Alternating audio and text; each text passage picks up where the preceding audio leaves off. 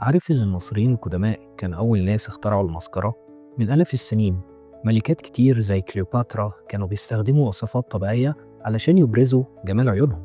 النهاردة بقى هنرجع بالزمن ونخلي الجمال الفرعوني أو المصري القديم يعيش من تاني، بس بطريقة حديثة وآمنة لبشرتنا.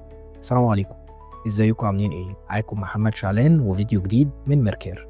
والنهاردة هنعمل المسكرة. المسكرة اللي احنا هنعملها النهاردة دي عبارة عن مزيج ما بين الوصفة المصرية القديمة والتقنيات الحديثة. طبيعية 100%، مغذية للرموش، وما فيهاش أي مواد ضارة. فتعالوا نشوف المكونات واحدة واحدة وهنعملها ازاي. بس طبعا كان طول الوقت الناس بتطلب مني إن أنا أقول الكميات بالجرامات، رغم إن أنا كنت شرحت قبل كده فكرة تحويل النسبة المئوية للجرامات.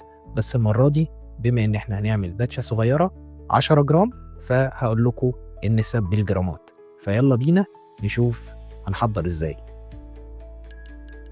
اول حاجة عندي البيز واكس او شمع العسل، وده اللي بيدي القوام. هاخد منه 1.8 جرام، ده اللي بيدي المسكرة القوام الكريمي بتاعها. وهنزل عليه بزيت جوز الهند ب 2 جرام من جوز الهند اللي بيرطب الرموش وبيديها لمعة صحية. هاخد ده واخده على الهوت بليت او ووتر باث واسيحه تماما لحد ما يبقى عندي زيت. خلال الوقت ده هبدأ أضيف بقية المكونات. عندي هنا 2.5 جرام من زيت الخروع، وده السر الحقيقي لتقوية الرموش، كمان بيحفز البصيلات وبيقلل التساقط. وهنزل عليه بزيت الجوجوبا، وزيت الجوجوبا ده بيدي ترطيب خفيف وكمان سريع الامتصاص ومهم جدا للرموش. هنزل ب 1 جرام. بعد كده داي ميثيكون 1000، وهاخد منه 600 مللي جرام، وده بيدي نعومة ولمعة للرموش، كمان بيمنع انزلاق المسكرة من على الرموش وبيديها الثبات اللي عليه. وبعد كده بنزل ب 250 مللي جرام من البي اي جي 6، وده اللي بيخلي الزيوت كلها بتمتزج مع بعض. هنزل هنا بالاكتيفيتد شاركول او فحم النشط، وده لازم يبقى كوزماتيك جريد. بنزل ب1.2 جرام، لازم يبقى كوزماتيك جريد، ده اللي هيدي اللون الاسود الطبيعي بتاع المسكرة. بقلب كويس جدا علشان خاطر كل المواد دي عندي تمتزج مع بعض. مهم جدا ان الفحم النشط اللي انا هستخدمه يبقى كوزماتيك جريد، مش اي نوع تاني. زي ما حضراتكم شايفين بقلب كويس جدا علشان خاطر المحلول عندي يمتزج تماما مع بعضه. خلاص بعد ما المحلول امتزج هبدأ انزل بالكورن ستارش، وانا استخدمت هنا 500 مللي جرام من النشا. والنشا بتخلي القوام بتاعي يبقى متماسك مع بعضه، وكمان ما يبقاش زيتي قوي، وبالعكس يبقى ماسك مع بعضه كريمي في وجود كمان شمع العسل، فبيدي قوام مهم جدا. انا استخدمت النشا، ممكن استخدم بديل ليه الكاولين كلاي، ولكن انا حبيت ان انا اسهل على الناس. لو ما عندكش كاولين كلاي فانا بستخدم النشا. مهم جدا ان انا اقلب كويس علشان كله يمتزج مع بعضه، ويبقى الفحم مع الزيوت مع النشا او الكاولين كلاي لو هستخدمها كله امتزج مع بعضه. خلال الفترة دي هيكون خلاص الجزء اللي انا كنت بدوبه على الهوت بليت عندي داب، اللي هو شمع العسل وجوز الهند. وهبدأ دلوقتي ان انا اضيف بقية المواد على بعض. زي ما حضراتكم شايفين بضيف بعد كده المحلول بتاعي على مزيج شمع العسل والجوز الهند مع بعض.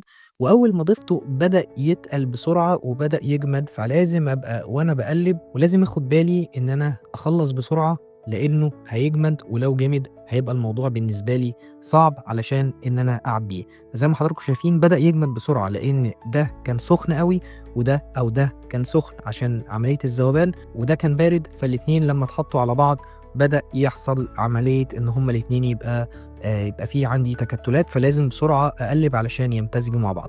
مهم جدا ان انا امزج الاتنين مع بعض زي ما حضراتكم شايفين كده، علشان خاطر يبقى عندي المحلول متماسك.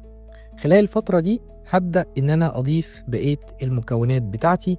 فانا هنا بضيف الفيتامين اي، والفيتامين اي طبعا مضاد للاكسدة. انا استخدمت منه هنا بالظبط 100 مللي جرام، 100 مللي جرام من الفيتامين اي علشان يديني نوع من انواع ان هو يحافظ على المكونات بتاعتي. ونزلت بزيت شجرة الشاي، استخدمت منه 50 مللي جرام، ده يعني كمضاد للاكسده وكانه يعني هو بيحارب طبعا الفطريات والبكتيريا، وكانه يعني بالظبط ايه زي بريزرفتيف. ولكن انا بما اني ما عنديش ميه فأنا مش محتاج، ولكن ده برضه تأكيدًا يعني عشان أحافظ على المنتج بتاعي.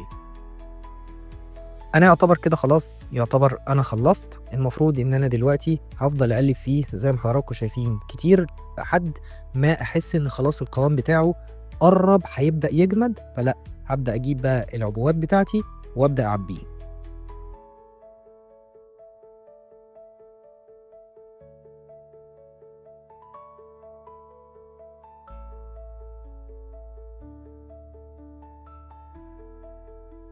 أنا عندي هنا دي العبوات اللي أنا هاعبّي فيها المسكرة، طبعًا العبوات دي مُعقّمة، بما إني هاستخدمها للعين، فطبعًا لازم تبقى مُعقّمة، العبوات دي أنا جايبها وعقّمتها علشان خاطر أقدر إن أنا لمّا أحُط فيها المنتج بتاعي أبقى ضامن إن المنتج بتاعي سليم 100%.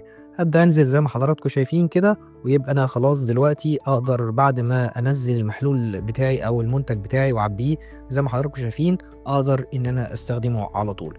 المسكرة دي طبيعية جدًا 100% من الوصفة زي ما قُلت لحضراتكم اللي واخدينها من التركيبة المصرية القديمة، وعملنا عليها شوية تعديلات يعني زي إن إحنا ضِفنا الميثيكون أو السيليكون أو الدايميثيكون والPEG علشان تدّي long lasting أو تقعد لفترة أطول. ده بالنسبة لفيديو النهارده. طبعًا طريقة الاستخدام كل الستات عارفة إزاي تستخدم المسكرة، فأنا مش محتاج إن أنا أقول عليها. لو عجبكم الفيديو ما تنسوش تعملوا لايك وشير وسبسكرايب في القناة، وتقولوا لنا رأيكم في التعليقات، ولو حابين منتج معين يا ريت تقولوا لنا وإن شاء الله هنعمله. أشوفكم في فيديو جديد. السلام عليكم.